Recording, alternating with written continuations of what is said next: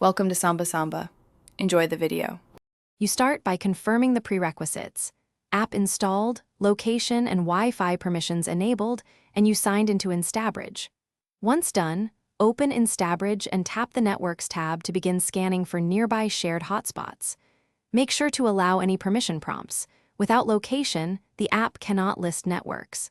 Tap a network entry to view details. This first step gets you to a candidate hotspot, so you can retrieve or request the saved Wi-Fi password and prepare for connection. Now you focus on the actual retrieval. Select a shared hotspot and look for the revealed password or the Smart Connect button. If a plain password appears, copy it to your clipboard and open Device Wi-Fi settings, choose the matching SSID and paste the password. If Instabridge offers Smart Connect, use it to let the app join automatically. Make sure the SSID exactly matches. Mismatches cause failed joins. If prompted, accept any captive portal terms and confirm the connection succeeded. Complete the process by verifying connectivity.